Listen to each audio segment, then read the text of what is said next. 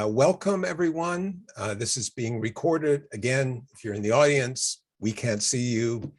We can certainly hear you through the Q&A function, and I would encourage you at any point to drop a question, whether it's to the panel as a whole, whether it's to a particular speaker, and we'll get to that after the three speakers have spoken. At the moment, we have close to about 60 people in the audience. I think as of last Friday, there were 166 signed up from 12 different countries, mainly Canada, the US, and UK, but Morocco, Ghana, Turkey, Switzerland, Ireland, and a number of others. So my name is Steve Hewitt. I'm in the Center for the Study of North America at the University of Birmingham. This is the sponsor for the event. I'm also in the Department of History at the University of Birmingham, and it's my great pleasure today to chair this event. I think it's a really interesting event. So the way it's going to work is I've got a little blurb of an introduction that I'm going to sort of read off to you off the screen. I'm going to introduce very briefly the three speakers, and then they'll go in the order that they are on the program. If you want more information about them, I refer you back to the website, the web link, where there's more detailed blurbs about them. Again, this is being recorded. If you have to leave at any point, or even if you, for whatever reason, want to view it again in the aftermath, if you've registered, you'll be emailed a link once it goes up on the University of Birmingham's YouTube channel. So welcome. As I said, I've seen several familiar names on the list of attendees, some very far away, some one street over from where I am right now, and that is in the city of Birmingham in the United Kingdom. So welcome. Just to mention that the chat feature is disabled, so you can use the Q&A to feed through questions to the presenters. Now, for many of you listening and watching, especially those born after 9/11, counterterrorism is an everyday presence in your lives. Perhaps it's the frequent announcements on the UK transportation system, if you're in the UK, reminding passengers to, quote, see it, say it, sort it. For others, it might be concrete blocks placed at public gatherings to prevent vehicle attacks, or the need to regularly record attendance at university classes, or to report to the local police as part of the terms of your visas. And of course, not everyone experiences counterterrorism equally. Racialized communities in the United States, in Canada, and in the United Kingdom have disproportionately experienced the counterterrorism, both in the past and present, whether it's through the practices, for example, of the New York Police Department and its use of informants or mosque crawlers, as they nickname them, or in Canada with the victimization of Mehar Arar, a Syrian-Canadian engineer, whom the Royal Canadian Mounted Police helped send to Syria, where he was tortured by the Syrian government before being returned and receiving an apology and financial compensation and an inquiry ensuing. Or in the UK, here in Birmingham, as documented in a recent New York Times podcast that many of you have maybe listened to, called the Trojan Horse Affair, in which issues around the governance of a small number of local Birmingham schools became a national issue that was framed through counterterrorism.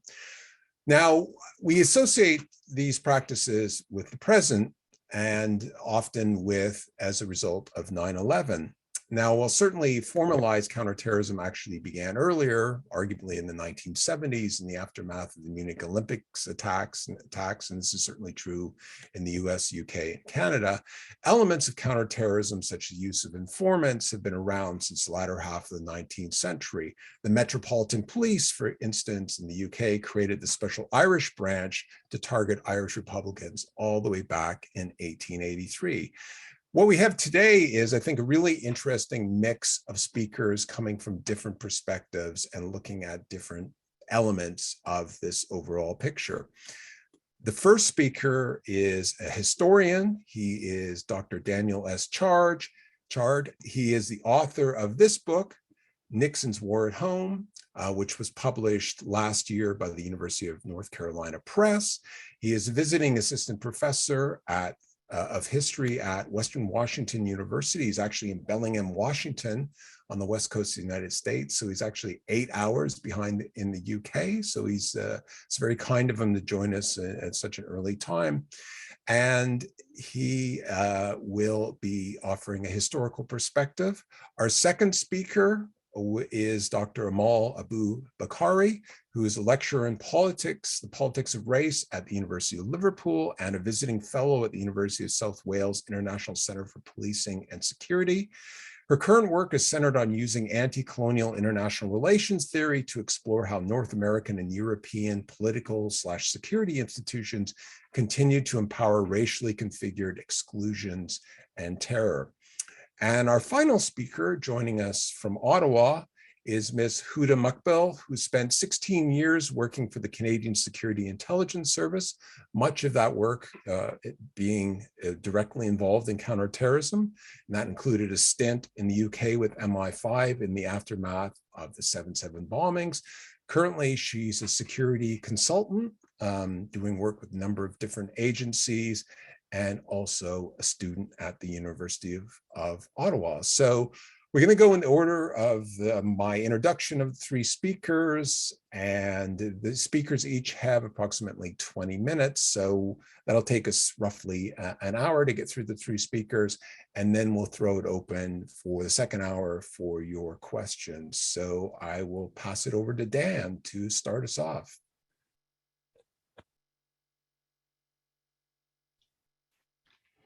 Well, thank you, Steve, for that introduction, and thanks to my fellow panelists and the Center for the Study of North America at University of Birmingham for having me here, and to all of you watching around the world. Hello, I'm in Bellingham, Washington, in the far northwest corner of the continental US, very close to the Canadian border, in my office here at Western Washington University. And the other thing I just wanted to say, just a word of solidarity for all the British academics out there who've been on strike trying to get some better working conditions. So as Steve mentioned, my book, Nixon's War at Home, the FBI, Leftist Guerrillas, and the Origins of Counterterrorism, came out last September. And in my presentation today, I'm going to give a little bit of an overview of some of my big arguments about the origins of American counterterrorism. And then I'm going to focus on some of my findings from a chapter later in the book, which I called Arab Scare. And it's about the FBI, the Federal Bureau of Investigations, response in the United States to the attack of the 1972 Olympics in Munich, West Germany. And yeah, so let me start. This term Arab Scare refers to several things, but including a campaign of harassment by the FBI targeting Arabs and hundreds of Arabs and Arab Americans inside the United States. And there has been research on aspects of this done before. The State Department had a parallel program called Operation Boulder, in which they were reviewing tens of thousands of visas from Arab countries and investigating 80,000 different people of Arab descent who were in the United States visiting. And those Arabs and Arab Americans who lived through that campaign of harassment by the FBI that happened in parallel with Operation Boulder tended to use the term Operation Boulder to refer to kind of all of the harassment, and there were other federal law enforcement agencies involved too, including the Immigration Nationalization Services.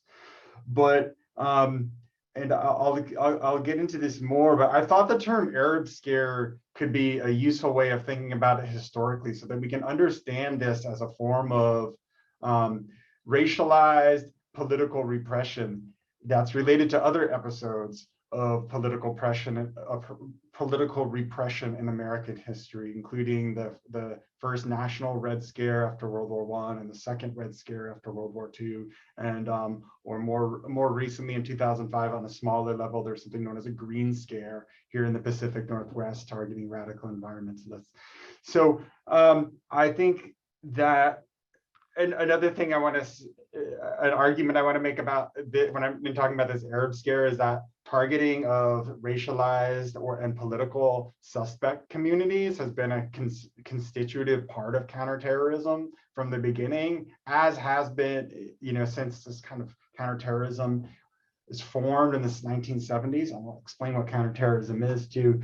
And also a kind of dehumanization of people considered terrorists is also something that as a constitutive element of counterterrorism from the beginning. And this Arab scare targeting of people of Arab descent by the FBI and other agencies kind of laid a template for the kind of targeting of Muslims and suspected Muslims in the US after the 9/11 attacks. So backing up, my book is drawn from research in various FBI documents, including things I got from the Freedom of Information Act, materials that have been published on microfilm digitally. I also visited the National Archives and the Nixon Presidential Library. And I was looking at the question of how did groups like the Weather Underground and the Black Liberation Army, which were groups that came out of the New Left and the Black Power movement, protesting the war in Vietnam and racist police violence in American cities, and decided to carry out bombings and other attacks between 1969 and 1974. There was over 600 of these kind of attacks as a conservative estimate, bombings and such. How did that influence American politics beyond the radical left? And one of the things I found in looking through these documents, I started seeing the word terrorism and realized in these documents and looking back from a post 9/11 perspective, realizing what I'm seeing here is the origins of what we now know as counterterrorism. And counterterrorism refers to not only efforts to investigate those who are considered terrorists, but to preempt violent activity in advance, to stop it before it happens. So preemptive action is a core part of counterterrorism. There's also what we might call, we can maybe distinguish this somewhat from anti-terrorism, which it might be more defensive about trying to protect from terrorists at ports and borders and stuff. So a couple of my big arguments about counterterrorism from the book is that counterterrorism has origins before 9/11, and in fact has origins specifically in the 1970s. That the development of counterterrorism in the United States is part of a shift from a focus of U.S. national security priorities from anti-communism to anti-terrorism. It involved the revival of illegal surveillance tactics that have been used widely against the Communist Party, tactics like break-ins, mail opening, and warrantless wiretapping that had actually, believe it or not, have been widely used against the Communist Party. But in the mid-60s, J. Edgar Hoover actually banned many of these practices internally in the FBI. And I can explain why later, but he was concerned about leaks at the time and of growing protest. The development of counterterrorism also meant the development of new policing tactics, including the FBI's first use of undercover agents, interagency task forces, contingency plans for hostage situations, expanding of mass surveillance towards political and racialized suspect communities. And counterterrorism is always political. The origins of counterterrorism develop at the same time that we have a shift, what historians have referred to in the 1970s as a punitive turn in American politics, kind of away from the limited social democracy that had been developed and welfare state developed during the New Deal and under the Great Society, in the 1930s and 1960s respectively, towards a rise of mass incarceration and the United States becoming one of the biggest incarcerator of its own population the world has ever known. And another thing is that counterterrorism has also been limited in effectiveness. And I'll be revisiting some of these themes now, talking about the Arab scare. And there's also many unintended consequences. I have a whole argument about the origins of Watergate and how that relates to this story too in my book, but I'm going to skip over that for now. So some of you may have heard of the attacks at the the Olympics in 1972. This happened on September 5th, 1972. 8 commandos from Black September, which is a Palestinian nationalist organization that carrying out guerrilla violent tactics. They snuck into the Olympic grounds, into the quarters where the Israeli men's Olympic team was sleeping. They killed 2 of the athletes as they entered and took 9 athletes and coaches hostages and demanded the release of more than 200 Palestinian prisoners held in Israeli prisons, as well as 2 leftist guerrillas who were incarcerated in West Germany. They wanted them released. And then it turns into an international news event as the cameras of the Olympics are turned towards this hostage situation. And it ends in a bloodbath when West German police kind of bungled the response, and 5 of the guerrillas are killed, 1 police officer, and all the hostages end up being killed at an airport in Munich. So this brought attention to the Palestinian cause, helped bring international attention, but also, as Steve kind of mentioned at the beginning, brings about international concern over the threat of what is increasingly called terrorism. And the FBI and President Richard Nixon were very concerned about very fearful of a similar kind of attack happening in the United States. And in response to that, initiated several preemptive new counterterrorism or nascent kind of counterterrorism preemptive operations. And one of the arguments I make, we often think about this event as being like a starting point for the origins of American counterterrorism. But a big thing that I argue in my book, and this comes towards the later part of my book, is the FBI's response and Nixon's response was very much informed by the previous 4 years of conflict with domestic leftist guerrillas, the Weather Underground and the Black Liberation Army and other groups.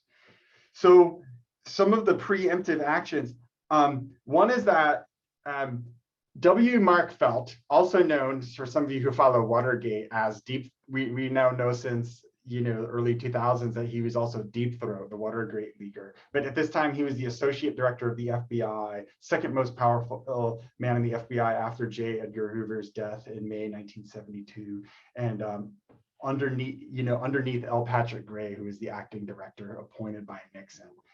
So Felt and Edward Miller, who was kind of his right-hand man, head of the domestic intelligence, they used the Munich attacks as an opportunity to achieve their goal of officially reinstituting break-ins as an FBI practice, breaking into people's apartments or offices as an investigative tactic to try to preempt what was considered violent attacks.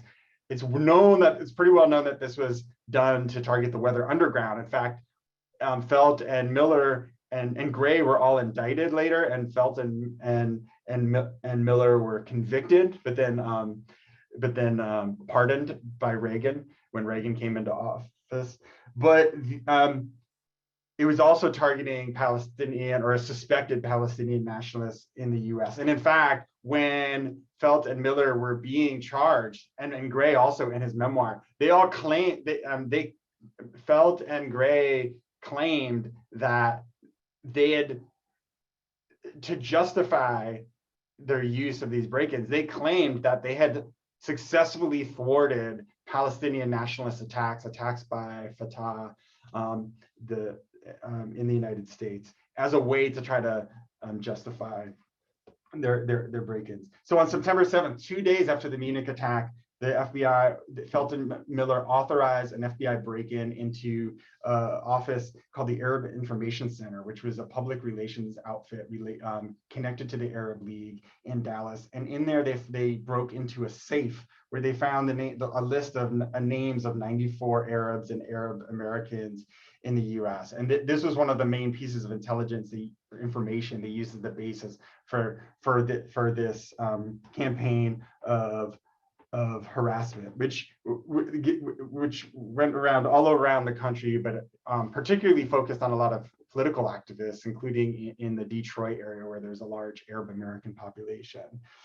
As I mentioned, this is happening in conjunction with the State Department's Operation Boulder, and which in the process of the State Department and Immigration Nationalization Service investigating Arabs in the US, about 100 were coerced to leave the country, mostly on very minor immigration violations, like, holding a job that they weren't supposed to have, or not filling out paperwork properly. But there's no evidence that any of these actions actually thwarted a violent attack.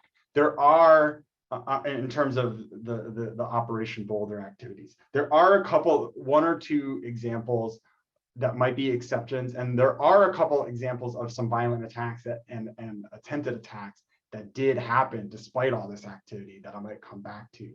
But I also wanted to mention that there's a precedent for this kind of targeting of a race of a community that's kind of becoming racialized, and in response to trying to preempt violence. And that is the Ghetto Informant Program, which was established in 1967 by the FBI as there was major urban uprisings in African-American communities responding to police violence. In Newark and Detroit were two of the big ones in 1967, but in hundreds of other cities as well. And there's a lot of pressure on the FBI to stop this. So they started this Ghetto Informant Program where they tried to get informants in every Black urban community in the United States to see if they could find out when a riot's going to happen. And it was widely ineffective. And in fact, ironically, L. Patrick Gray canceled that program around the same year that he was shifting the focus of the FBI towards fighting terrorism. I hope I'm doing okay for time. You're good? Okay, thanks. All right, another important institution established in 1972 that's related here after the Munich attacks is America's first federal institution explicitly dedicated to combating terrorism. And that is the Cabinet Committee to Combat Terrorism, established under Nixon. There had been an earlier attempt to form a national institution dedicated to fighting terrorism in 1970. It was called the Houston Plan, okay? After Tom Houston, who was a young aide to Nixon, who worked with some top FBI officials going around J. Edgar Hoover's back, in fact, to create a new institution that would have brought the power of all federal intelligence agencies, the FBI, Central Intelligence Agency, National Security Agency, Defense Intelligence Agency, all under the direct command of the White House, and then also brought back all of those illegal surveillance tactics that I mentioned earlier that Hoover had banned. That plan ended up being torpedoed by J. Edgar Hoover in a bureaucratic conflict over jurisdictional turf and over the question of who's going to authorize illegal tactics.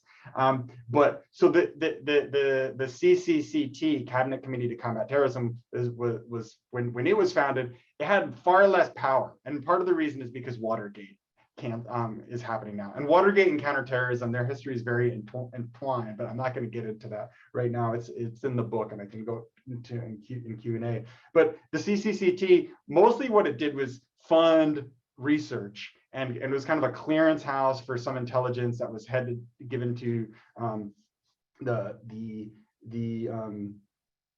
White House. Lisa Snapnitsky has sociologist at University of Sheffield there in the UK has talked about how this institution was very important for funding what becomes a lot of the research in what becomes the field of terrorism studies, which plays a big role in kind of defining and inventing, as she says in the subtitle of her book, this concept of terrorism that has all this really immense power behind it, legal and political. So limited power, but it puts the FBI in charge of responding to any what's called a terrorism attack. And the word terrorism is used much more frequently in the political discourse and in the internal intelligence documents after Munich. And that means that the FBI under Gray has to do things like start to figure out contingency plans for hostage situations. They start buying military equipment from the military that's coming back from Vietnam, which, you know, is a big irony, but also a theme in kind of the rise of mass incarceration and the militarization of American policing that we see during this period. There's also, because there's, you know, intelligence agents are understandably freaked out. They don't want a Munich attack happening on their watch, right? And who wants that? So there's several cases where at the same time they're doing this mass surveillance, harassing Arabs and Arab Americans all across the country. And I want to also make sure I mention Salib Yacoum and Pamela Pennock, who've also done research on Operation Boulder that I'm building off of with that research. But in addition to that, they're following several false leads. On September 12th, as the FBI spends 48 hours relaying intelligence from Boston all the way to San Juan in Puerto Rico, because there's this threat of Palestinian militants from Black September blowing up airlines on the East Coast airport. And there's this big panic, and then they realize after 48 hours that it was just a rumor. In another incident in November, 160 armed FBI agents storm O'Hare Airport in Chicago because there is a rumor of an airport attack that they fear is going to be similar to the one at Lod Airport in Israel that had happened a year or two earlier, where the Japanese Red Army, working with the Popular Front for the Liberation of Palestine, carried out this horrific attack there. And it was another false alarm. So you know, all of these are elements of the kind of creation of this counterterrorism. I want to end by reading an excerpt from my book that brings across this point that the dehumanization of people considered terrorists was a constitutive element of the development of counterterrorism and needs to be understood as connected to it. And am I okay for time to finish with this? Sure, I'll give you two minutes. Okay, thank you. Nice. Thank you for so this is from a speech that L. Patrick Gray gave at this National Symposium on Terrorism held at the FBI Academy in Quantico, Virginia, in the 4 months after the Munich attack. And Gray says, speaking to FBI agents, the terrorist is an outlaw, a wild animal, a jungle killer. How the terrorist got that way is not important, he continued. We're not interested in the psychological, philosophical, sociological factors on the terrorist scene. The priority of law enforcement, Gray asserted, was not to understand terrorists and their motives, but to forcibly prevent them from killing who he called innocents. I write, Gray's remarks attacked not only terrorism, but also intellectualism. He actively refused to examine terrorist motives and seemed to imply that those who employed scholarly research to understand insurgent violence were themselves suspect. And this might seem counterintuitive. Well, don't we want to understand where people are coming from so we can better respond to the violence? But this was off the table. So decades before, President Bush answered the question of why do they hate us after 9/11 by calling the 9/11 attackers evildoers. America's founding counterterrorism officials engaged in what Lisa Stempnitzky calls an active refusal of explanation itself, which she calls a politics of anti-knowledge. By framing the FBI's work as an urgent crusade against maniacal jungle killers, Gray dehumanized those he considered terrorists, creating an environment in which his agents could feel morally justified in preemptively harassing people based on their Arab ethnicity or other characteristics that mark them as potential terrorism supporters. So I'll leave it at that. And thank you. Thank you very much, Dan, for that. And by the way, I know some people had problems logging in, which I apologize for. I'm not sure why that ended up being an issue, but we've got, I think, well over 80 people. So thank you so much for joining us. And now we go from a historian to a political scientist and to Amal. Thank you so much. And thank you so much for the center for having me. It's a pleasure speaking before everyone. I'm so very much looking especially to the discussion portion of this, because I feel like we all have such unique perspectives to contribute. And thank you to the audience as well for joining us. I'm just going to share the screen. Hopefully this all works out. How are y'all doing? We can see the slideshow. Excellent. That's what we want to hear. So thank you, Steve, for the introduction. I really appreciate it. So I am in the UK, writing from Liverpool. For those who are also in the UK, we have a very specific debates going on in relation to our colonial history and the relevance of that. So unlike my esteemed colleagues, I'll be coming at counterterrorism from a theoretical perspective, particularly one that ties counterterrorism to colonialism and coloniality. So the idea that there's a past and present relationship existing at once in our modern institutions, and that in relation to settler colonialism in Canada and the dominions of empire and the British Empire, counterterrorism finds its origins there. So far before 1970s, but also it's not just about policy, it's also about the ideas and discourses and how they're fed into by the state. Whether you believe it's an inherently racialized state, so looking about the work of critical race theorist David Theo Goldberg, or whether you think it's a liberal democratic state, and how these sort of exclusions, particularly racialized exclusions, feed into what we naturally understood as, for example, national identity, Canadian identity, whether or in the UK, as we'll be discussing, but how that also feeds into what we consider the norm. So the idea of what is mainstream and what is extreme.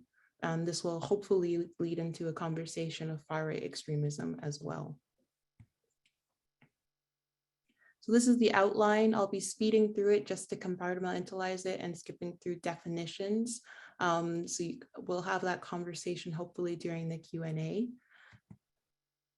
So I usually start it like this, just so we can have an understanding of where I'm coming from. So a key part of my work is critically analyzing the work of William Edward Burghardt Du Bois. For those who don't know who he is, he has many hats. He's a sociologist, he's a Pan-African scholar, he's an English lit professor, but he also was a political theorist who is key to international relations thought, because he had this idea that what was going on within the nation was inherently connected to what was going on in the international community, and particularly suggesting that because democracy was inherently tied to what was going on to the colonies, democracies would never find peace, essentially, if there was going to be continued practices, ideologies, and institutions of white supremacy. So I usually start this wing between me and the other world. There's ever an unasked question, unasked by some through feelings of delicacy, by others through the difficulty of rightly framing it. All nevertheless flutter around it. They approach me with a half hesitant sort of way, I may curiously or compassionately, and then say, instead of saying directly, how does it feel to be a problem? They say, I know an excellent colored man in my town. I fought at Mechanicsville. Do these Southern outrages make your blood boil? And at this I smile. I'm interested to reduce the boiling of a simmer to the boiling to a simmer as the occasion may acquire. To the real question, how does it feel to be a problem? I seldom answer a word. So there's this idea essentially that when we're engaging in international politics, particularly racialized communities don't often get to speak because they're often not directly asked, how does it feel to be a problem? In relation to my positioning, I'm a Nigerian, Saudi-born Canadian scholar who lives in the UK. I wear many hats. And I think that there's this idea that often counterterrorism is focused on, for example, intelligence officers. Counterterrorism is an issue of policing, when it's actually an identity that's more sociological, particularly in relation to our belonging and what the state has dictated belonging is as a consequence of its history and particular legacies in international relations. So key to understanding where I'm coming this up, we've been using the word racialization. I'm not sure how many backgrounds of the participants are in these kinds of theories. So I just want to make it clear that when I'm talking about racialization, I'm talking about racial thinking. I'm talking about the exercise of ascribing racial identities to sociopolitical practices, particularly in this case, counterterrorism as a sociopolitical practice, as well as terrorism or groups. So the common one, of course, that we're going to talk about is the association of the Muslim with extremism and terrorism. But what often doesn't happen, which is what I've done by using William Edward Burghardt Du Bois, is the association of the Muslim with anti-Blackness. particularly that we see when we saw 2020 protests of Black Lives Matter, and the intersections of race and culture as vectors of discrimination. So we have race, the hierarchical adjudication of human competencies, so the categorizing and essentializing of group attributes, Robbie Shilliams' quotation, and then racism. So we're talking about racism as a system, institutional racism, not prejudice, the system generating practices, institutions, narratives, and inequities based on race. Let's see. So just to be quick, I just want to make sure that when I'm talking about counterterrorism, people know where I'm coming from as well. So again, I use theory to confront this. David Kilcullen loosely influences my research. So state and non-state efforts to quell politically motivated efforts to change the status quo through violence and subversion. That's what I view counterterrorism to mean. So in this view, it's interconnected with histories of counterinsurgency in liberal democracies, which were formerly a colonial or imperial empire members. So this is also following the trajectory of numerous other scholars, particularly Shireen Razak, Deepak Kumar, Jude McCulloch, Nish Kapoor, Nadine El-Nani, who each comment on the historic strapping of counterterrorism institutions by white settler nations in empire, and the manner in which historic counterinsurgency doctrine subsequently became the basis for what we know now as contemporary counterterrorism doctrines inside former colonial powers in other Western countries. So what we're looking at is the incorporation of colonial strategies of power into peacetime security operations of liberal democracies. And I argue that at least part of this history has resulted in the continuation of a counterterrorism culture that embraces the securitization of race, meaning to make race or racial politics a matter of security. So when we're talking about this, we kind of need to think about, okay, if I want to combine race and security, where do I need to look? So the politics of what constitutes terrorism, if we're looking at it with a racialized focused lens, what does this mean? It means that if terrorism is political violence, where terror is used as a tool for political control, why are some forms of political violence like that of racial violence or gendered violence deemed as being separate issues from terrorism? So a good quote that I always read when I'm teaching this to my class is, I carry the memory of living under that terror, the terror of knowing that I or any member of my family could be killed with impunity. In my blood, my bones, in every step I take, and yet I was called a terrorist. So this is a quote from Patrisse Khan-Cullors, famous co-founder of the Black Lives Matter movement. And she's speaking at this moment to the continued trauma experienced by her colleagues, her family and friends throughout their youth and adult life as a consequence of three entities: the drug war pursued and initiated by the Reagan and Clinton administrations, the prison industrial complex, but most significantly, the never-ending fear that Khan-Cullors and her community had in this context of the police. So why are the complaints of Khan-Cullors in the eyes of political analysts not indicative of what we commonly discuss as terrorism today? We used to, in the 1970s, as Lisa Somnatsky and others talk about state terrorism all the time. It was actually the Munich events that brought us to look at non-state actors more closely in a historical sense. We also need to, if we're looking again through the same lens, consider the significance of inspiring preconditions for terrorism, so trigger events. So the term trigger events extends to external factors that cause victims of political violence and or terrorism to argue that these are key to their liability. So sociologist Gurminda Bharmra talks about this in the case of Thomas Mehr and the EU referendum. I'm not sure how many of us know about Thomas Mehr, but during our EU referendum, a wonderful MP, Joe Cox, was murdered in the middle of the afternoon at the hands of a white supremacist. So quoting Gurminda, the last few weeks of campaigning prior to the UK's referendum on leaving the European Union were marked by an increasingly toxic discourse on citizenship and belonging and the rights that a person has as a consequence. This discourse provided at least part of the context for the brutal killing before the vote of a socialist and progressive MP, Joe Cox, and was followed by increasing racist and xenophobic attacks on migrants and minorities after the decision for Brexit. Put Britain first was the call that resounded not only from Batley and Spence, where Jo Cox was murdered, but in various degrees of intensity from up and down the country.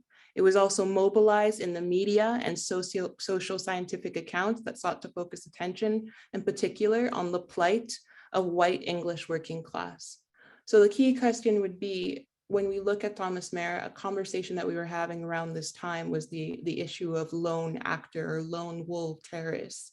And there's this argument that says, okay, if we're looking at from an anti-racist perspective or a post-colonial or anti-colonial perspective, there's this notion that you can't separate the individual from the societal productions. And then I'm just going to give one more example. So the notion of just cause or possible grievances, or I think Dan actually recovered that, so I'll move on from that.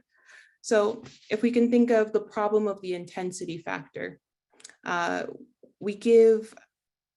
this idea that we give prominence to the counterterrorism or what is threatening to us. When we can think of, for example, the Quebec mosque shooting, did this moment in our time, particularly if you're a member of the Muslim community, reflect a moment that was particularly intense for the rest of Canada? Someone's argued, yes, I'm a non-Muslim and I was inherently touched.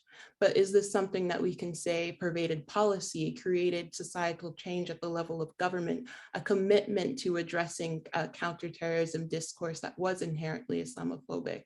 What's been coming out recently is the argument is that no. So the motion M103 is a part of my research, the idea of addressing systemic racism and Islamophobia. More recently, imams across the country, the National Council of Canadian Muslims have argued that the recent discourses that we continue to have about Muslims and the disconnect that we have in relation to critiquing security forces in Canada suggests that we did not have a moment of reckoning when the Quebec mosque shooting happened in 2017.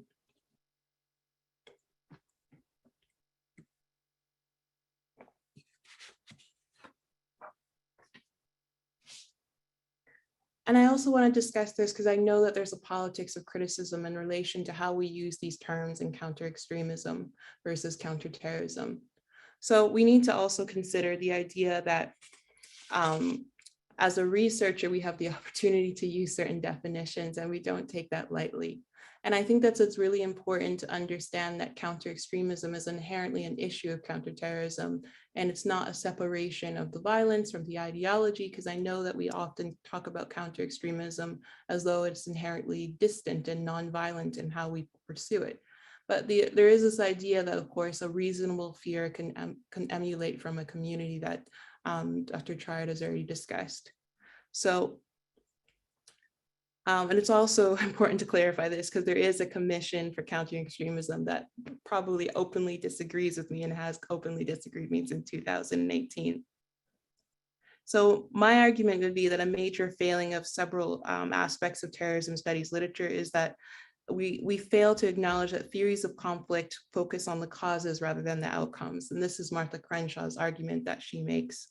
As part of the presentation, a key argument that I want to make is that if we closely examine the outcomes of counter-extremism and de-radicalization policies, alongside closely looking at these policies themselves, we should not be surprised at the result that we're getting in the effort to counter extremism.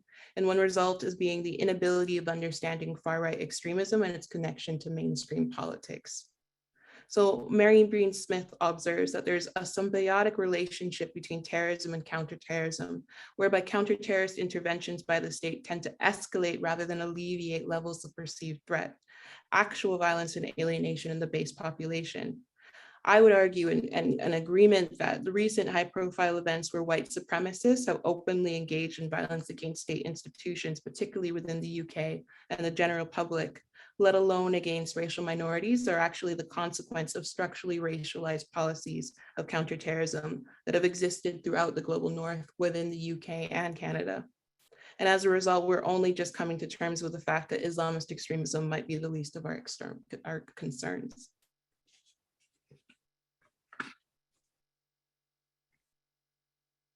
And then, of course, I put a quote from a scholar that's dear to my heart, Andreas Gofas, who argues that it's not terrorism that produces political outcomes, it's our responses to terrorism that produce political outcomes. So I'm just going to skip over this, but for anyone who has any questions about where I'm getting my definitions from, they're directly from 2011 Prevent Strategy signed off by Theresa May, our previous Prime Minister. So when I'm talking about extremism, I'm drawing from what was dictated by British policy at this time. In my research on Canada, which I hope we'll eventually get to in the QA, I do the same where I look at actual documents. So the initial draft of Bill C-51 that was announced on January 30th, 2015 is where I get my definitions from, or I look at the Department of Emergency Preparedness own definitions and procedures.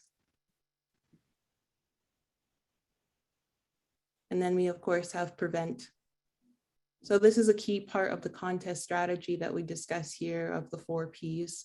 So this is the key part of my research, although there's some aspects that could come into different umbrellas. And then the definition of terrorism that we need to consider as well, and we're talking in the UK context, is the one that's outlined in law, of course, the Terrorism Act of 2000. What's important to note in the 2011 Prevent Strategy is that it was the policy that was used in response to the murder of Lee Rigby, which we'll be discussing in a moment, where the Extremism Task Force formed by David Cameron in response to this event asked and called for the legalization of prevent and the passing of the Anti-Terrorism and Security Act of 2015. So this made prevent strategies, institutionalizing prevent strategy in the public spaces, whether it be the NHS, whether it be higher education, and being on the lookout for potential threats of extremism, a public mandate by law. It's important to note in the 2011 Prevent Strategy that they don't have a definition of far-right extremism. They only have a definition of Islamism.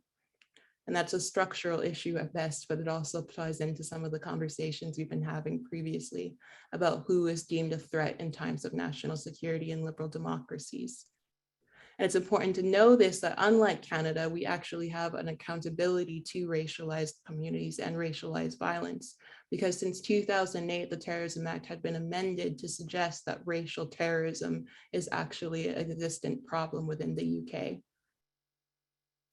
You can see this in Amendment F2.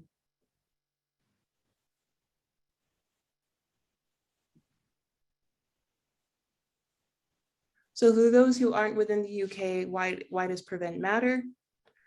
So prevent is delivered through a multi-agency approach, which is led by policing authorities and often based on the already existing, just moving this slide, crime and safety partnerships infrastructure, working in close conjunction with the Home Office.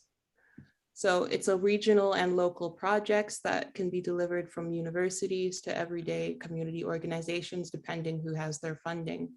So prevent aims to promote integration, cohesion, and community and safety by unsuccessfully tackling the wider issue of far extremism as a complaint, but it also unsuccessfully addresses most aspects of terrorism.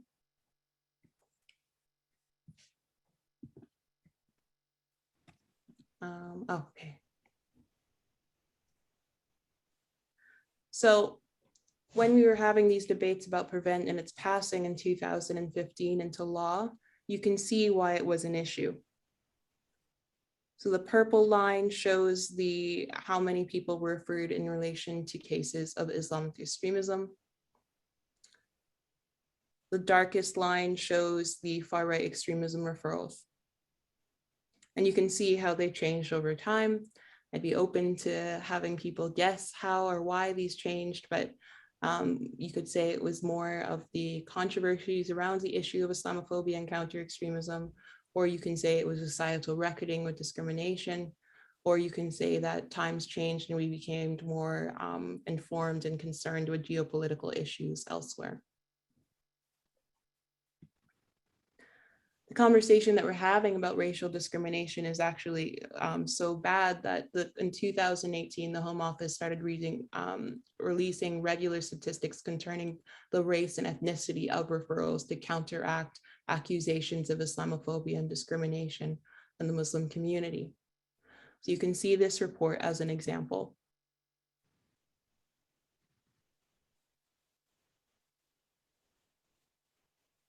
Amal, there's about 2 minutes left. Okay. So I won't get to talk about the majority of things I wanted to talk about, but I'll give an example that I think furthers my point. So we had the incident of the murder of Lee Rigby. This is actually not lesser known, and this was one of the starting points for what launched Prevent in the first place. Prevent has existed since 2003. It was a slow starting program, but incidents like this where two individuals who had been previously screened by our intelligence services here in the UK managed to attack a soldier on British soil in May 22nd, 2013. So there was a question of why and how this could happen when they had been previously flagged. So Michael Adebolajo, one of the attackers, had been flagged as being a potential foreign fighter. And then Michael Adebowale, hopefully I'm getting that correct, they have the same name, had been flagged as having access to extremist material that was Daesh inspired. This, of course, the recommendation of this task force, as I mentioned before, led to the delivery of the channel program as a legal requirement later, 2 years later.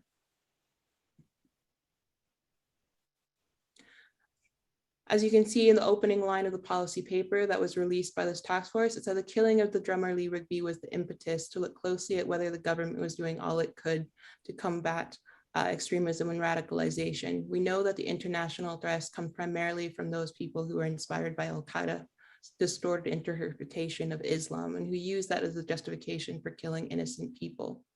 But we must tackle all kinds, including Islamophobia, neo-Nazism espoused by the murder of Mohammed Salim to justify his attacks against mosques in the West Midlands. For a lot of people within the UK, you are going to be asking who Mohammed Salim is. So Mohammed Salim was a regular person, and prior to the occurrence of the murder of Lee Rigby in 2013, he was killed by a self-identifying white supremacist named Pavlo Lapshin. Pavlo Lapshin had never had an inquiry into his actions. The government at the same time was aware of the incidents. He attacked several other people and didn't look into it further. It was only when he planted bombs at nearby mosques and the following attacks after the murder of Lee Rigby that he was eventually caught. We also have the incident which I've discussed where Thomas Mayer shot and stabbed Joe Cox. So I'll end with this so we can move on. Sorry for my poor timing, everyone. Within hours of Lee Rigby's murder, the great and the good in government security services were an emergency meeting. I was at this meeting at 8:45 a.m. on May 23rd, 2013. It was months before Mohammed Salim's killer was caught and identified as a far-right extremist. When these facts came to light, there was no COBRA meeting or prime ministerial statement or policy or new structure to tackle terrorism. So many questions were unanswered. Why, knowing Lapshin's history as a fascist, did the British government in Ukraine support his application to come to UK as an intern in a densely populated Muslim area? A man who had shaken hands with our British ambassador had stabbed a British citizen to death. Surely these facts merited a closer look in government in the exact same way we spent time and energy unpicking the murder of Lee Rigby. So we have this consideration of the fact of there's certain people who matter and there's certain people who don't. And we have to consider the structural issues as to why. My research looks into looking at logics of racialization, identifying them and considering, okay, how can we apply them to different aspects of how policy is initiated and discussed? So if I could just end on this note, I think it's important to consider the different moments that we've had in relation to the more recent histories and discussions of Islamophobia and far-right extremism and how they connect to government policy on this basis. I think this should be a good place to start and leave into conversation in the Q&A. Thank you for your time.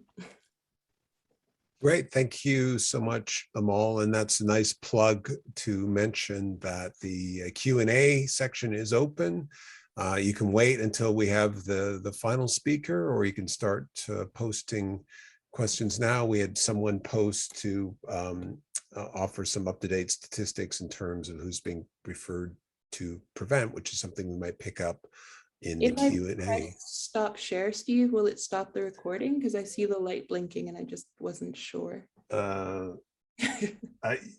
don't stop record. I'm not sure. Should I just give it a go and see what Yeah, happens? just give it a go. We can always start it again. Okay. Oh, it's still recording. There we go. That's great. Thank you. Great. And so now we go, having heard from a historian and from a political scientist, we now hear from someone who actually has worked in counterterrorism, and that is Huda Mukbil, who joins us from Ottawa. Take it away, Huda. Good morning, good afternoon, everyone. I am so pleased to be here. Thank you, Steve, for inviting me, and incredibly honored to be speaking amongst incredibly knowledgeable Amal and Dan. I'm so moved by your presentation. And I'm here to offer my perspective, my experience, having worked in counterintelligence at the Canadian Security and Intelligence Service.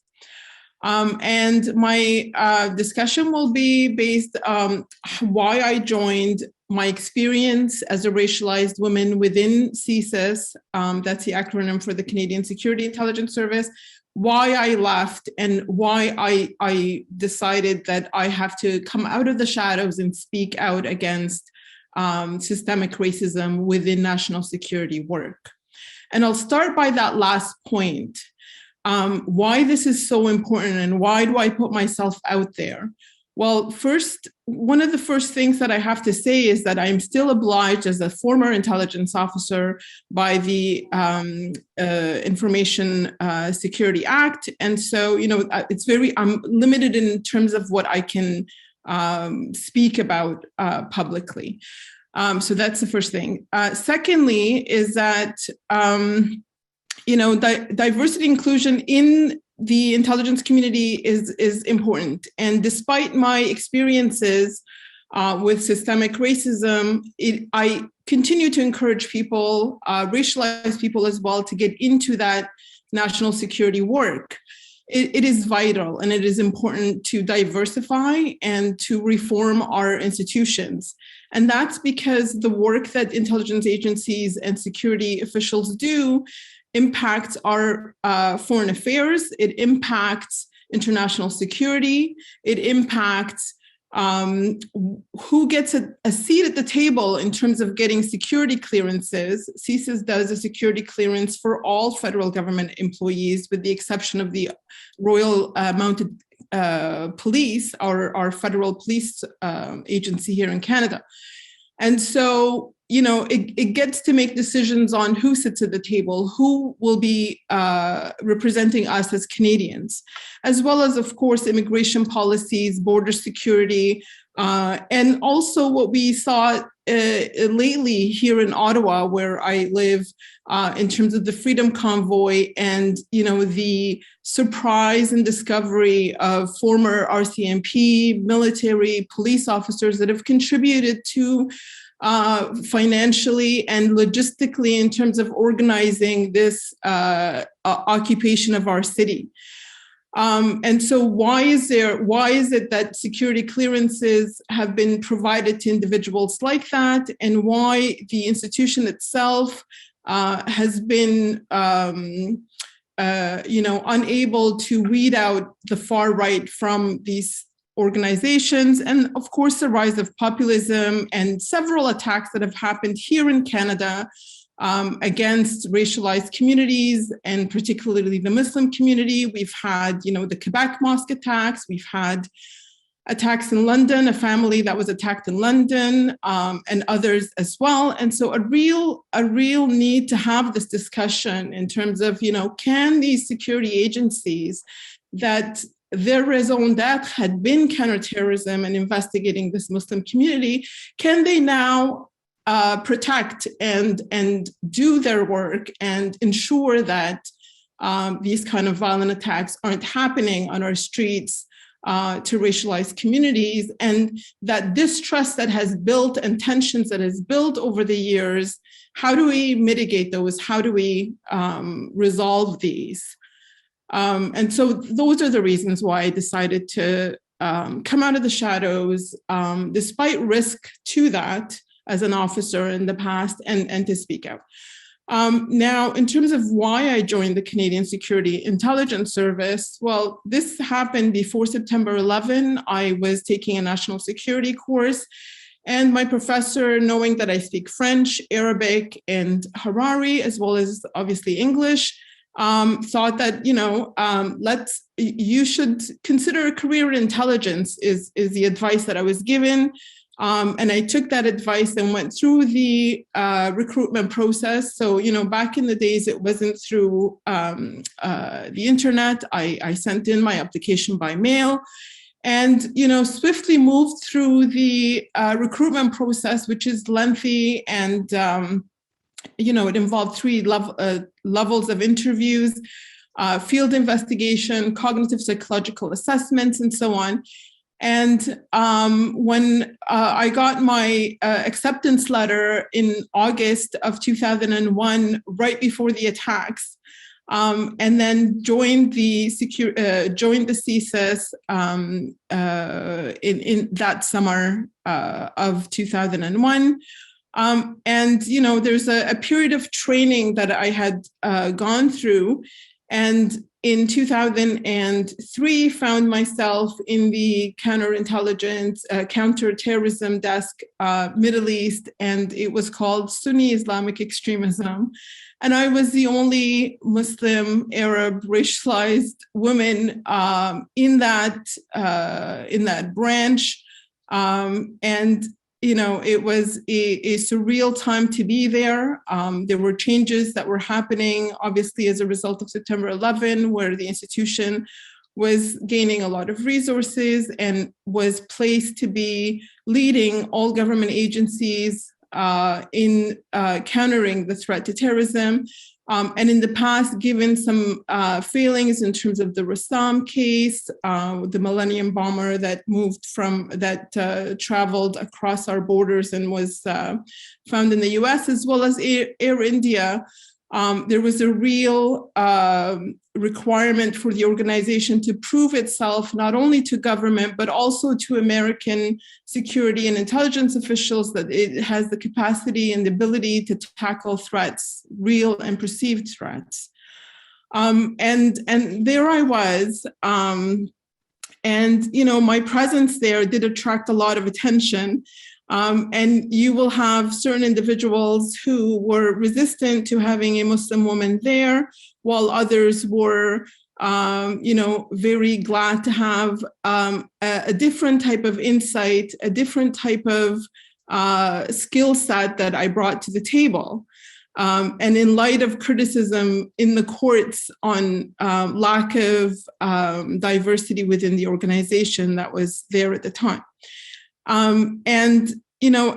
As the war on terrorism progressed in terms of, the doing away with Geneva Conventions and the establishment of Guantanamo Bay, as we saw the war on Iraq, that on false intelligence, as we witnessed the Madrid attacks, things got intense very quickly, and the rise of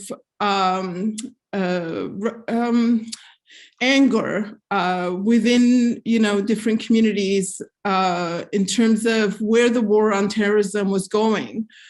And I found myself as a young woman at CSIS targeted as well. I had to reconcile being there, learning about this world now that I had entered, and trying to do good, educate because there was a lot of ignorance in terms of communities, religions, how people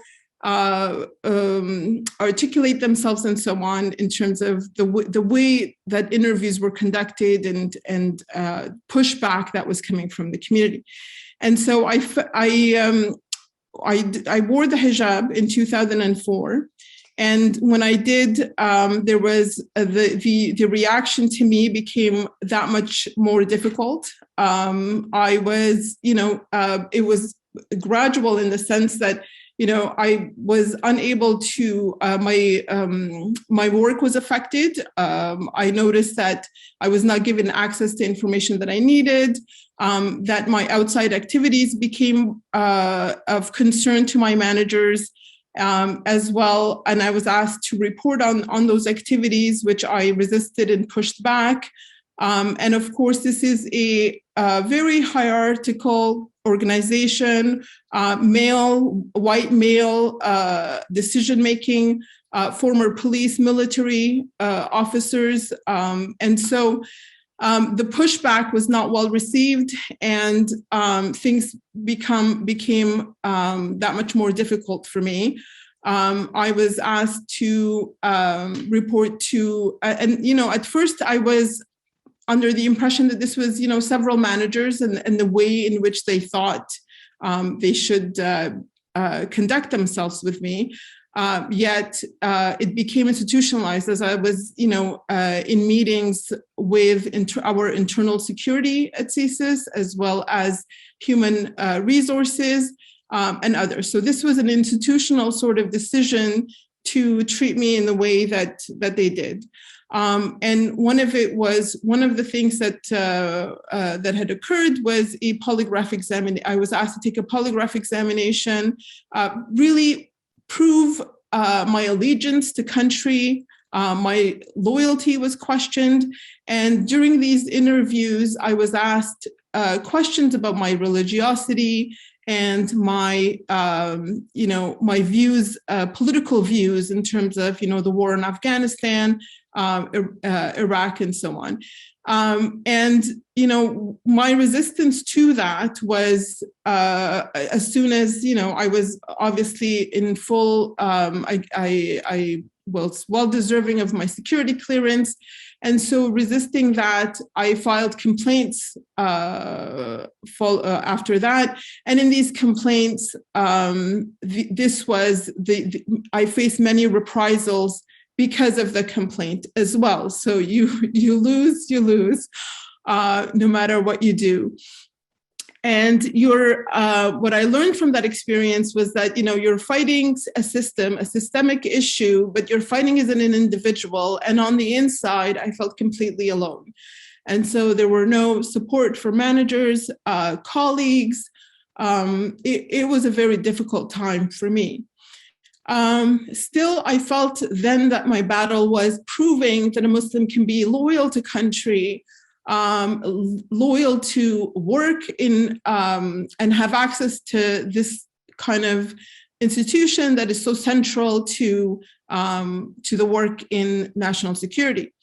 And so, I asked to work outside of counterterrorism and was working in counterintelligence. And then lo and behold, the attacks in London occur, the 7/7 attacks, and then the 21st of July 7 attacks occurred in London, England.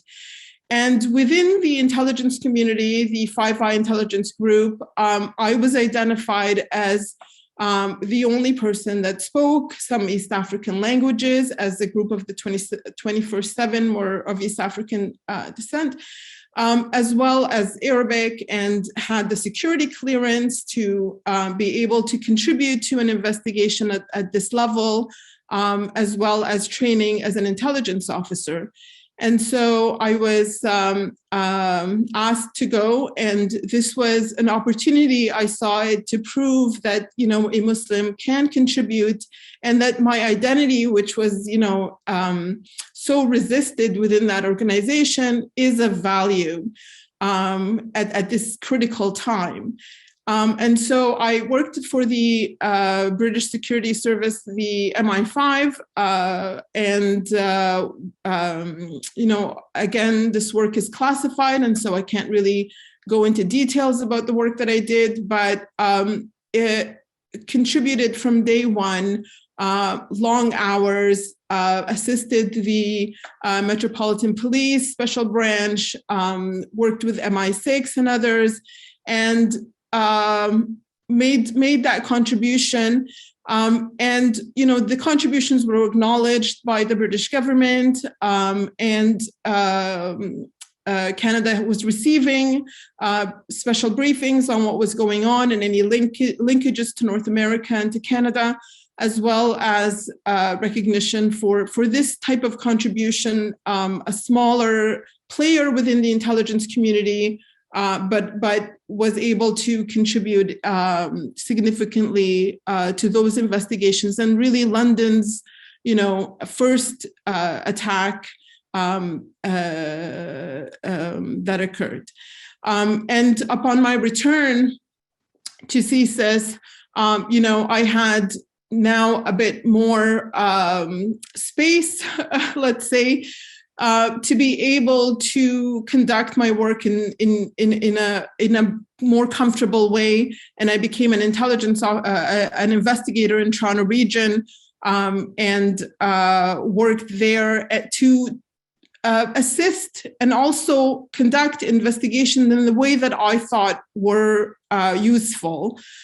And I can't, maybe we'll go into it in the question and period, because there were tensions in the community in terms of the way in which interviews and investigations were conducted. Now I left, so this is kind of my experience at CSIS.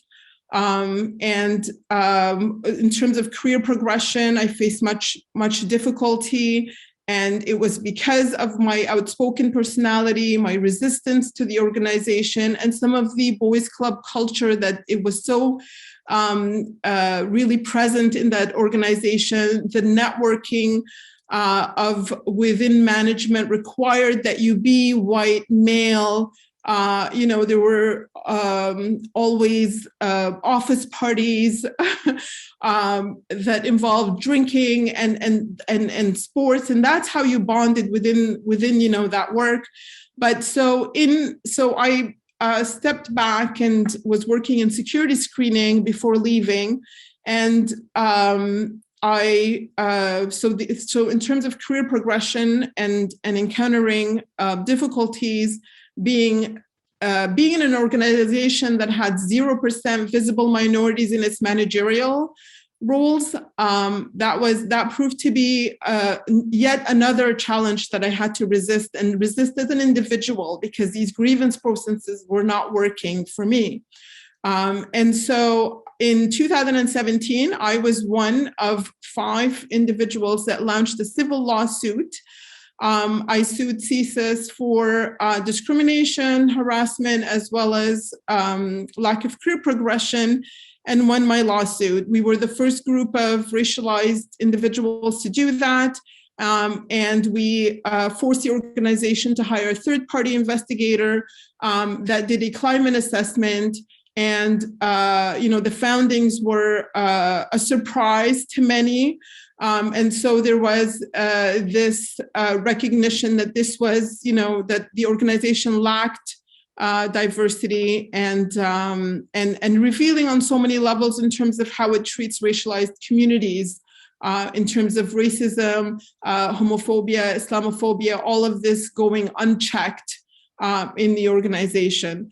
And following that, I continue to speak on this issue because of the reasons that I mentioned earlier. I think it's essential that we keep this discussion moving forward. And you know, happy to contribute in that regard, and looking forward to answering your questions.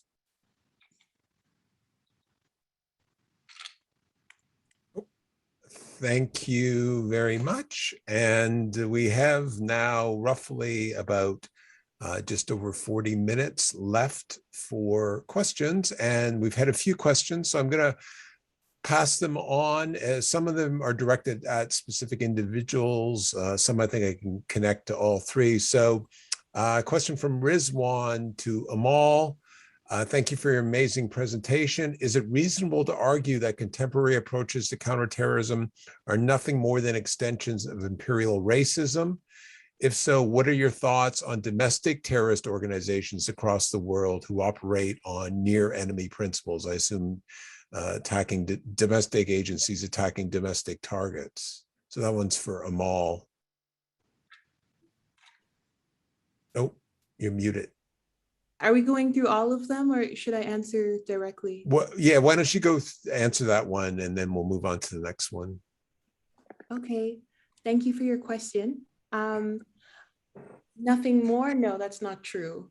I think there's an idea that racism is simply prejudice that I want to make sure that is not taken away. Racism is a structural system to which in the nature of political theory, I would argue affects institutions, endeavors. It's contextually specific, although there are connections within. And the reason I focus on colonial empires is because there's connections in between the trajectories of governance. What they were taught constitutes a civilization, what they were taught constitutes a liberal democracy, and what they were taught constitutes a civilian and a citizen worthy of representing the democracy. And I think there's some things that would mean that it shouldn't, my comments are not about counterterrorism everywhere, but they are specific to considering operations within the global north.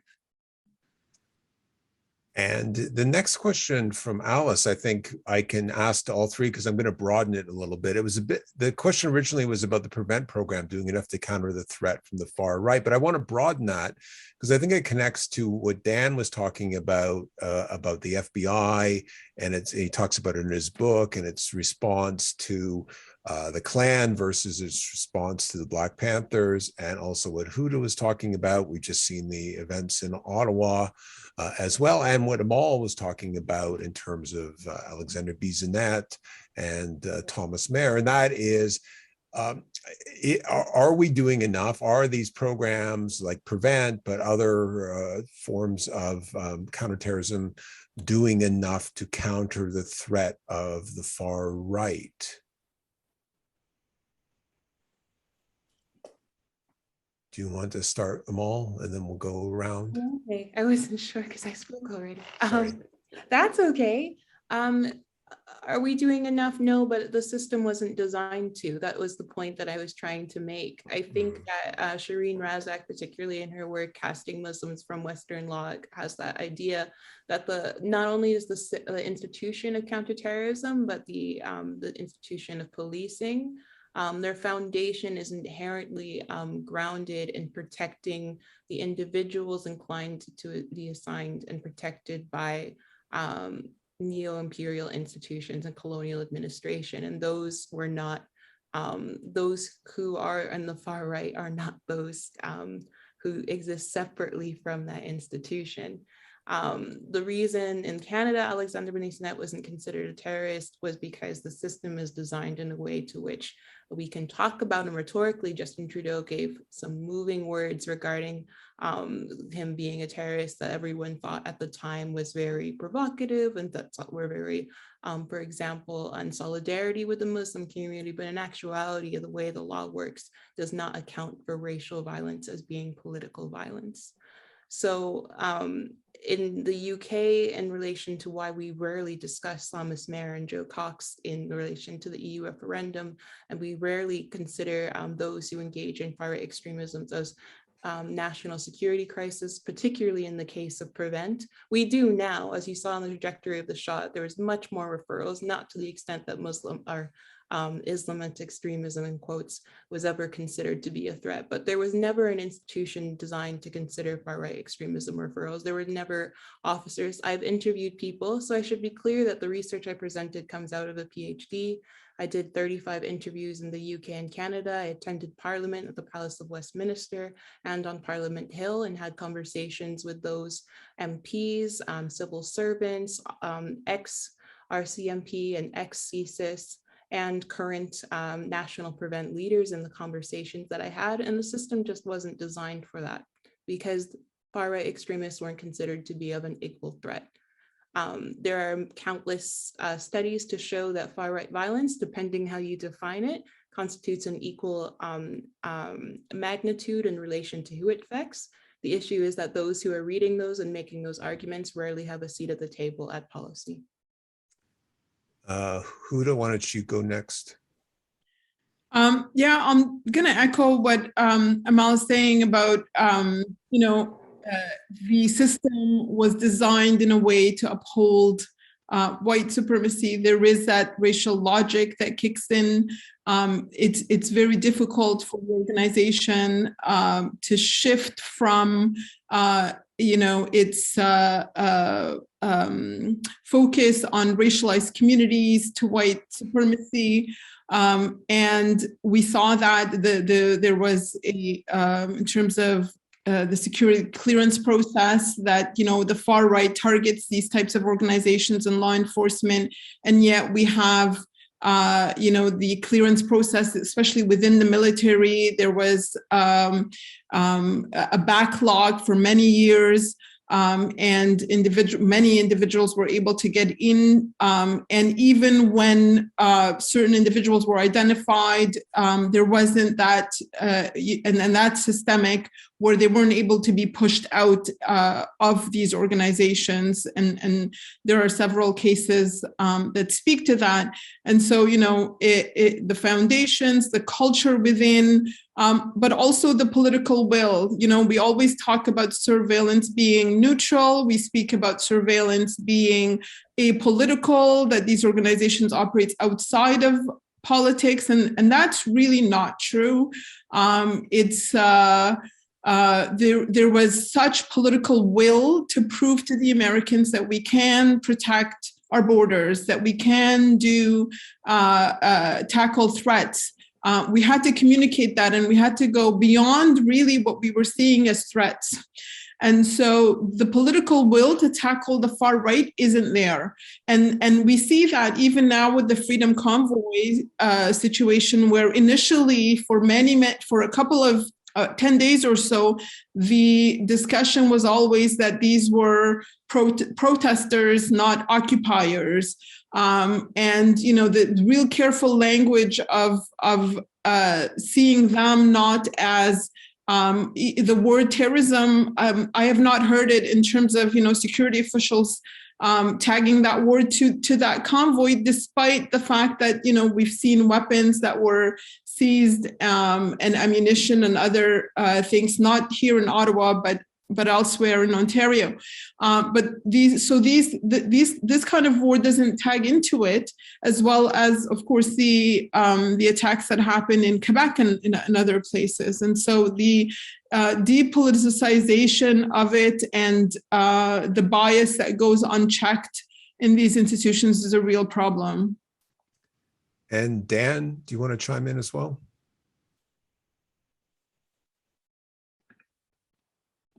Sure, thank you. And I just want to again thank Amal Aboukari and Huda Mokbil for their fantastic presentations. And I want to commend Huda for your struggle that you waged against the Canadian Security and Intelligence Services. It was brave and a service to humanity, and I'm glad you won your lawsuit. And I was very inspired by your presentation. And one of the things I looked at in my book is how I mentioned that counterterrorism in the United States comes out of a particular political economy, a particular set of political conflicts. And part of what I was trying to think about was, a subtext of this was, partly myself coming out of leftist social movements, my own background outside of academia before I came back, but was, how do we get to the kind of a society where in the United States and the world that's dedicated to human rights and inclusion and peace. And what kind of forces in society would bring us to that? So that might be a question to ask instead of asking, are the police doing enough to combat right-wing violence? I do think that there's a law enforcement response needed to deal with violent threats, and but we need to deal with all kinds of violence, state violence. So anyway, in the U.S. case, I think the term terrorism wasn't used as frequently during the 1960s when the Klan was more active in the South in response to the civil rights movement. It certainly terrorized people. I mean, Martin Luther King was assassinated by a white supremacist in 1968. There's a variety of terms, and the term Klan, would have had that kind of aura of illegitimacy and violence and terror behind it. But the term terrorism really develops in response to anti-colonial nationalists and leftists, and since 9/11 directed more, starting some in the 80s, more towards Islamic extremists. But to just show how political counterterrorism has always been, consider the fact that it was really the under the administration of Ronald Reagan in the United States that you really start to have the development of real explicit, drawing off of what happened during the Nixon era, explicit counterterrorism institutions, the Senate subcommittee, Senate Judiciary Committee subcommittee on terrorism and security, which and several other agencies, joint terrorism task forces. At the same time that's being developed, Reagan is exporting terrorism around the world. The Mujahideen in Afghanistan, the biggest CIA operation between the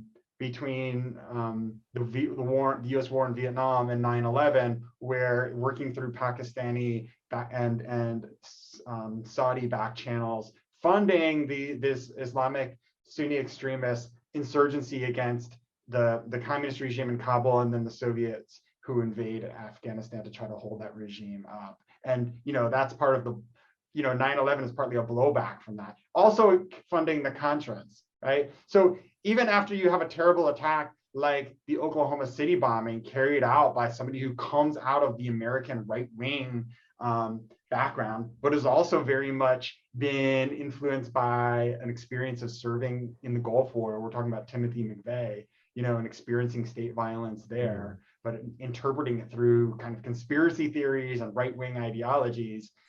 After that attack, the main federal counterterrorism legislation is then really used to direct against Muslims and Islamic extremist threat, and even among conservative movements and Republican political leaders, you have an outcry when there's any talk about using the kind of same surveillance tactics to go look at the American right. So I think that really the history of counterterrorism is really connected to the rise of right-wing power. And what does it even mean? What does counterterrorism even mean in America now, I ask, after the January 6th insurrection and the Republican Party lining up behind Trump, who refusing to remove him from office in the Senate, and the party of law and order and anti-terrorism backing up behind that. Like, what does it even mean anymore? So I'll stop there. Thanks. So there's three questions that I'm going to try to group together for Huda. One is from an anonymous attendee who would ask what advice Huda might offer for someone who's interested in, inspired by a career like yours, especially for the recruitment process.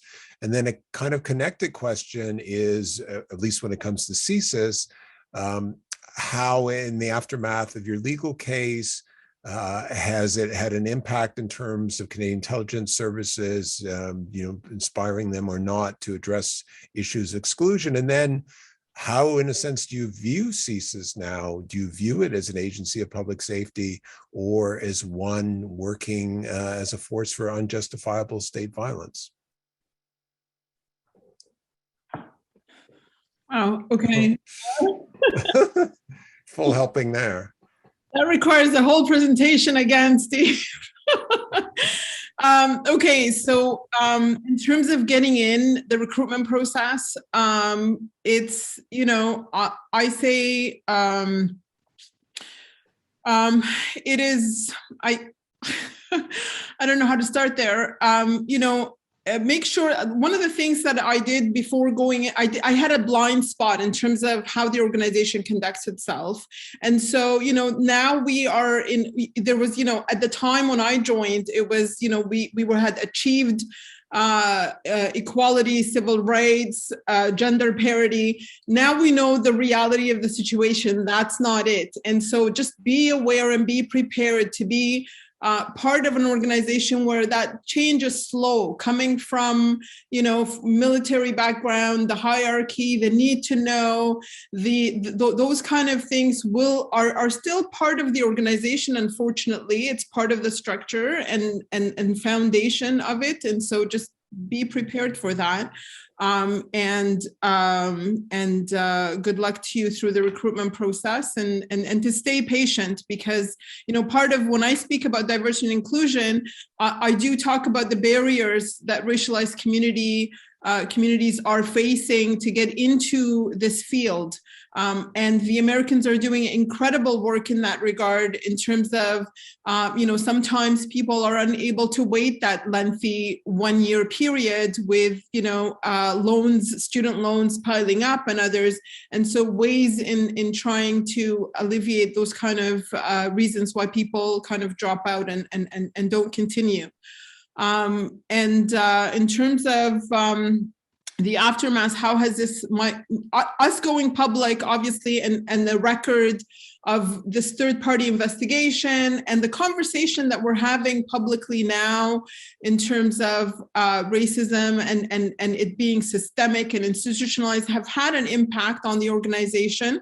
And, you know, when I did a CBC interview right after the attacks that occurred here in London, Ontario, I know that there was several initiatives that the organization did in terms of advancing the career of women within the Toronto region, for example, and other racialized people within the organization. And so there is that pressure to you know, hire and move people up the lines in the organization. And I think that's a positive thing. Also a women's network group that was initiated within the organization. And so, you know, these are baby steps. There needs to be way more done in that. And there needs to be other systemic issues that have to be looked at in terms of security clearance processes and that racial logic that kicks in within investigations. And a real building of trust within the Muslim community and security and intelligence communities, and that trust has been broken. That's what many people are saying within the community. The trust is not there, and so there needs to be more work towards that. And part of it will come with more transparency in the UK as well as in the US. There's a real recognition that there was this color bar until the 1980s. Those are the kind of things that CSIS has not acknowledged yet and needs to acknowledge and come to terms with how they've been treating Indigenous communities and Black communities and women within their ranks and outside as well. And so, you know, we're not there yet is the answer. And so if you are wanting to join the organization, consider that as well as part. And how do I view the organization? I continue to be disappointed, unfortunately. In terms of the conversation, you know, there were leaked memos in terms of discussions of the far right movement, and you know, the organization and the RCMP not knowing how to articulate this threat to government. The organization, I feel it's going to take a huge shift in perspectives to be able to tackle the threats. So when I see that, there are attacks, and there was so many of them in the past year, where women cannot walk with hijab, cannot walk down the streets of Alberta, 14 different women that were attacked because they're wearing hijabs in Edmonton alone. And all the attacks that we've had more attacks in Canada than the other G7 countries. And so I feel there's a lot of work that needs to be done. I don't think the organization is there, which is one of the reasons I continue to speak out. So my view is, yes, they have a mandate for public safety, and more needs to be done. Thank you. And now a question specifically to Dan, which is, Dan, can you elaborate more on how the FBI's response to Black liberation movements specifically have shaped counterterrorism policies in North America today? All right. I'm going to try to answer that without, it's complicated, and but a couple things. I think that in my book, I look at the FBI's response to the Black Panther Party, which is considered themselves a revolutionary Black nationalist group, but one that worked in solidarity with white and Latino and international movements. And then I also look at the FBI's response to the Black Liberation Army. And when the Black Panthers Party, which had been founded in 1966, kind of gained national attention in 67, but really became a national organization in 68, and then was had police attacks on all of its chapters and conflicts with the police with all of its chapters throughout 1969 into 1970. And then by 1971, 71 is really falling apart because of a big factional dispute amid all these police attacks. And out of that, a core part of the debate is how to engage in revolutionary social change, and some kind of turn towards electoral politics in Oakland and on the West Coast, and then there's an East Coast faction in New York that turns and is also connected to a Panther underground that has existed since 1967, and that faction gets involved in forming the Black Liberation Army, which is an urban guerrilla group and engages in assassinations of police officers.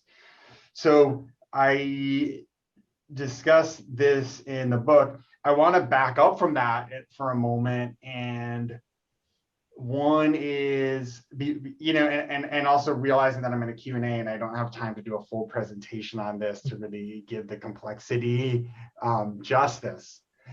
But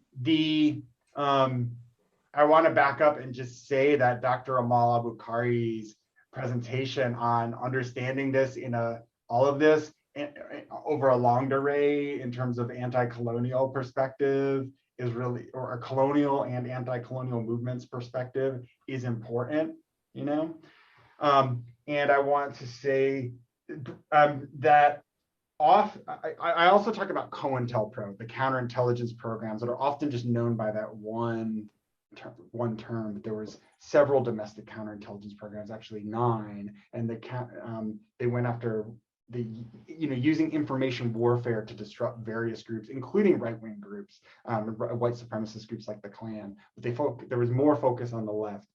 Anyway, when we think about the FBI, often in popular understanding in the US, there's a lot of focus on the COINTELPRO. And I think in terms of upholding various forms of inequality, but specifically institutional racism, one of the biggest ways that the FBI did that under J. Edgar Hoover is by, within our federal system of government, basically turning a blind eye towards local police or even encouraging local police attacks on different movements, civil rights movements, Black Power movement, and ignoring and not following through with civil rights investigations of different police agencies and letting police violence operate with impunity. I think that in terms of upholding institutional racism, that is often overlooked, and I think in some ways a more profound legacy of J. Edgar Hoover than the counterintelligence in terms of keeping those institutions in place. But anyway, one of the things I look at is that he developed the different preemptive surveillance tactics kind of develop and evolve. And by the 1960s, when the FBI directs counterintelligence operations at the New Left and the Black Power movement, they're focused primarily on the Black Panthers and also SDS, Students for a Democratic Society, with their New Left investigation. And they're interested in using these programs to preemptively destroy groups that are promoting revolution, but also promoting violence as a way of achieving revolution. And when the Panthers are targeted, and it really puts a wedge and exacerbates existent tensions within the group, and at the same time that police attacks are happening with impunity. And in the context of this, an unintended consequence is that it sort of nudges along some of those who are already inclined towards guerrilla warfare to continue with that.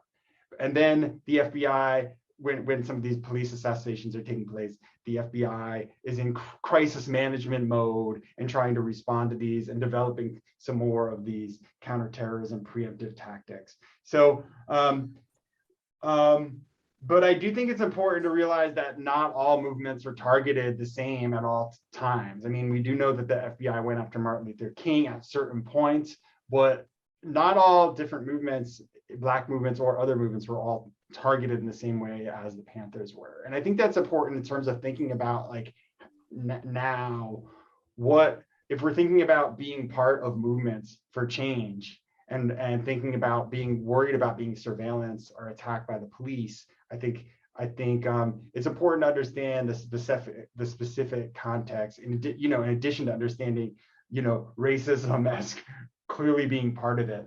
But I'm going to stop there. But there's a lot more you can read about in the book. Thank you. The next question actually is I'm going to put to the entire panel, and I think it's directed at them, and it comes from David, who I know personally and who is a retired police officer. Terrorism is in reality armed propaganda to create fear and to achieve the goals, whatever they are. It takes a long time to create the law enforcement capability to contain terrorism. Northern Ireland is a good example. There are other options to using a law enforcement approach. Sometimes there is no political will to accept the danger posed. The USA is a current example. None of the speakers appear to acknowledge the need for public safety and that it takes time to build.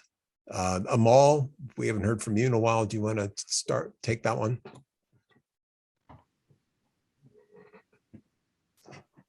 Oh, you're muted, Amal.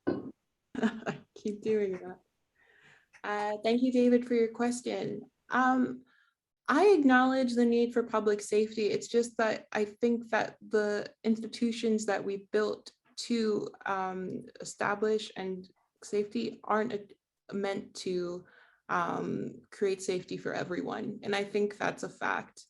And I think it's a structural issue that, yes, can be, I think, I don't know whether Huda, for example, would believe that it's possible for change within. I'm of the epistemological view, as a result of being a political theorist, that it's unfortunately not.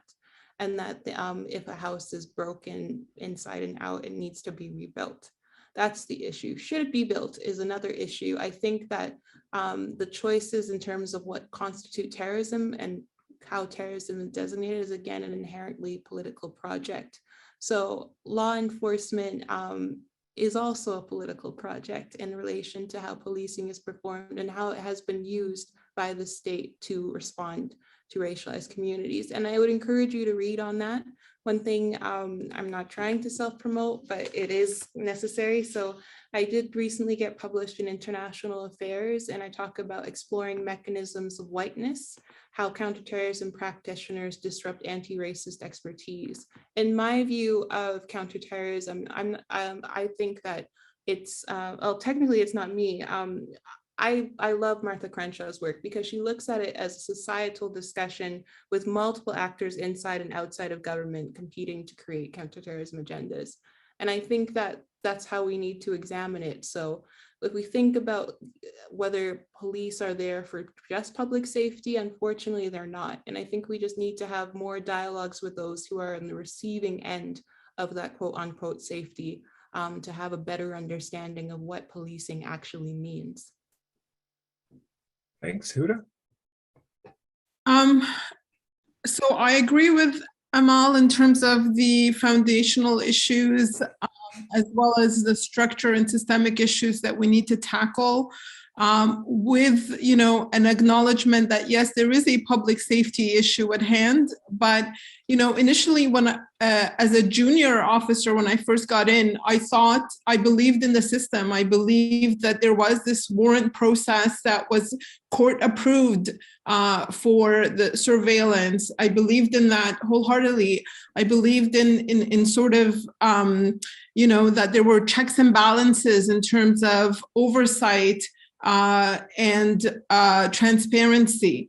And so, you know, with the view that, yes, we do have a terrorism problem, but that our institutions are, you know, there needs to be that political consideration. And for that to change, we need more transparency and more accountability when things happen.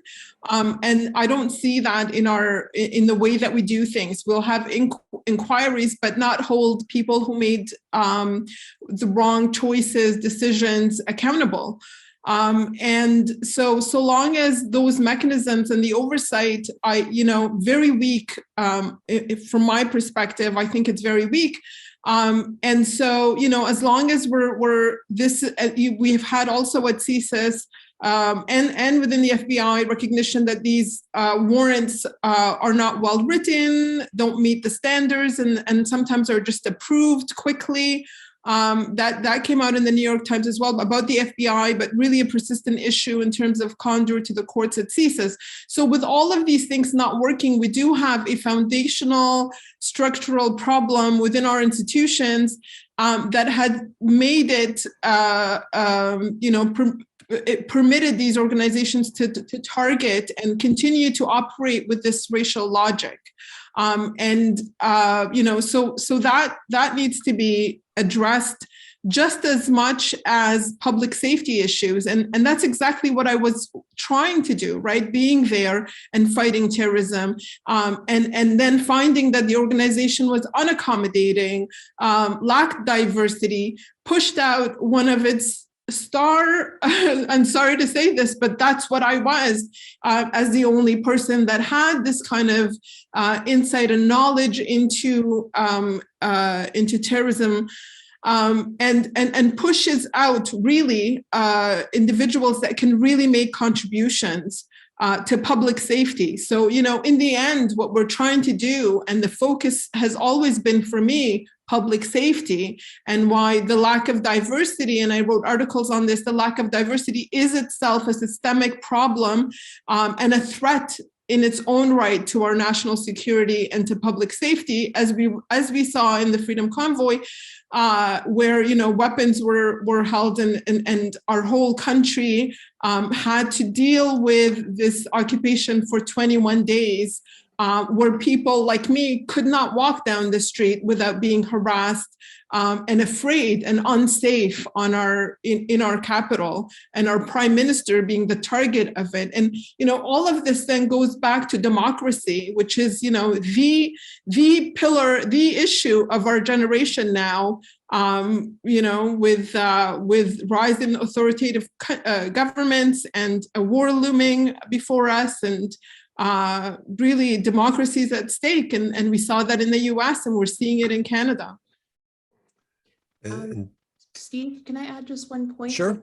Are we, I don't know if we're concluding, so if I'm going, that's why I was asking. No, we've got another 10 minutes. Oh, okay, never mind. Then it's not necessary. Please Sure. go ahead. Sure.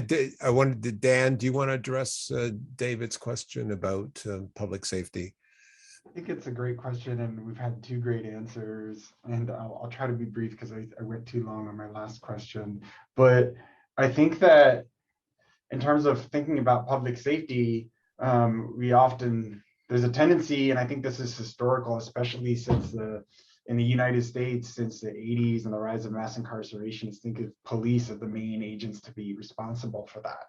And another way of thinking about public safety is to have a state that makes sure that people have access to housing and food and remunerative jobs and healthcare. And we don't have that here. And the move kind of away from the state providing that, and also of having organized movements that are able to push the state to have that, is connected to a rise of this mass incarceration and counterterrorism. At the same time, people who enter law enforcement, I mean, Ms. McVeal talking herself, why she joined, I mean, and others often are joining because they care about public safety, they care about their community, they want to serve, but it's not their job to sit there and think about all the different political stuff. But although maybe they should, maybe that should be part of the training, right? But often it's like, you have this job to prevent this attack and keep people safe, and you're doing that to the best of your ability, perhaps, but maybe so in the case of back in the 70s, I mean, I think a lot of the response of counterterrorism is conflict management to these attacks that pop up, but without a holistic approach to dealing with the deep-seated problems of inequality that are bringing about this violence, right? And not to excuse different kinds of violence, but there's not an effort to really explain it and understand it and get to the bottom of it. So I think we're still going to be dealing with, I mean, right now we're seeing this rise of right-wing and racist violence. I mean, that's a legacy of all these colonialism and different forms of racism and other inequality in the United States. And we're still going to be experiencing blowback from US involvement in the Cold War and the war on terrorism and that state violence. So it's hard. We're in a big mess. But I think in terms of solutions, I also think, I think we need to think strategically about like what kind of social movements are needed to create the change, and what role can even some police who want to see something different play in that, in addition to people who've been targeted by the police being involved. I'll stop it there. I mean, there's so much more that could be said about that, but I'll stop. Okay, we've got just over 5 minutes left. Another question I want to throw out to the whole panel, and actually, Amal, you touched upon it a bit, and actually this can also connect to some of my own work. And it's a question from Shervin. It's about this tendency, this trend towards so-called lone actor terrorism or lone wolf terrorism. Amal, you rightly made the point. And I think, I guess I would disagree slightly in the sense that, to me, lone actor terrorism does acknowledge the fact that these people are products of the wider society, although it's not often framed that way in public discourse and media discourse. But we've got this trend towards lone actor terrorism, and actually, I just taught a class today on anarchist violence in the United States in the late 19th, early 20th century. A so-called lone actor terrorist killed the president of the United States. So it's not new, but it does seem to be becoming more prevalent. And I'm just wondering, in terms of what do you think this represents? What does it represent in terms of public safety?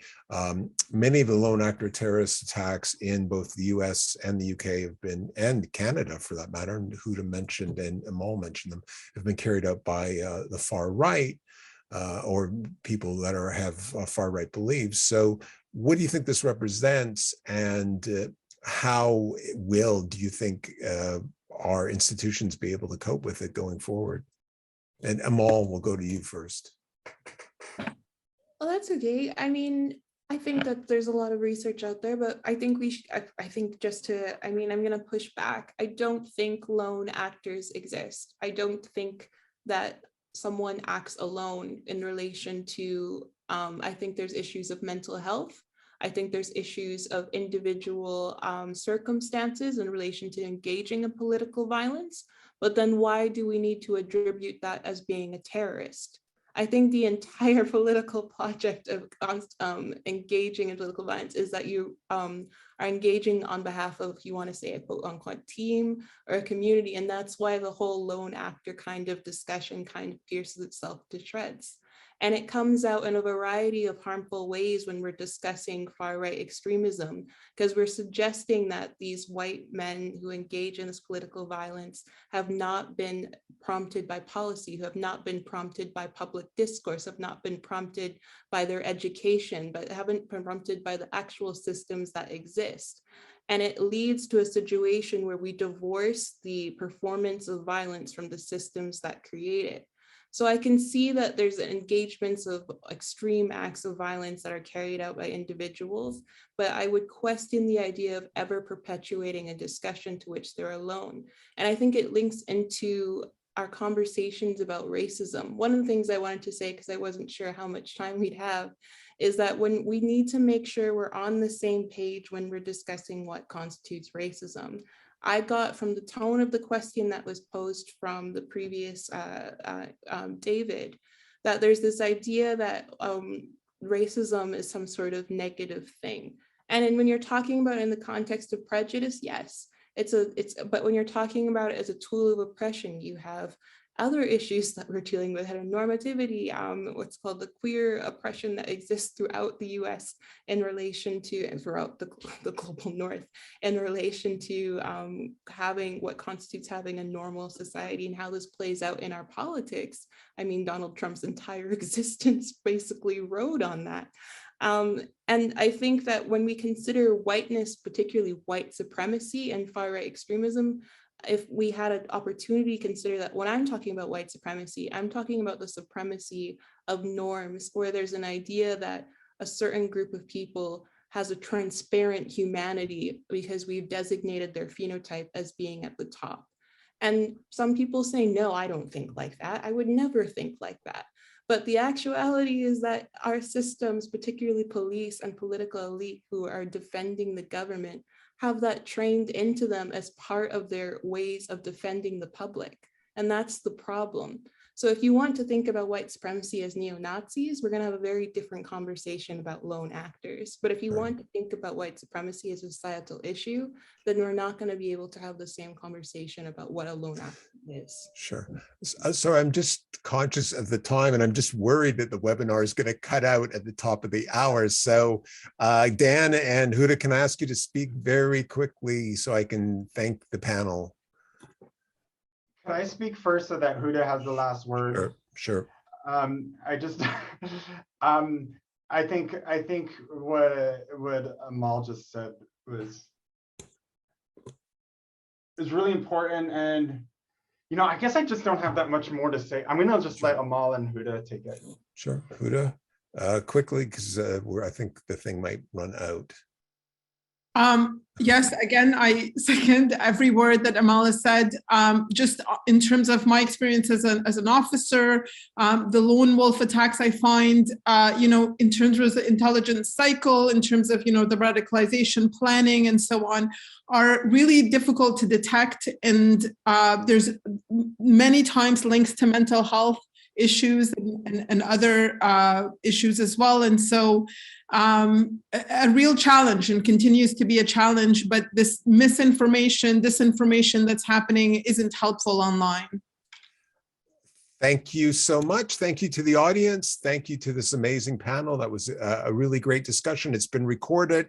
If you registered, you'll be sent a link so you can watch it again on YouTube. And with that, I thank you very much, and good evening, or to Dan, good morning, or to Huda, good afternoon, and take care, everyone. Stay safe. Bye-bye.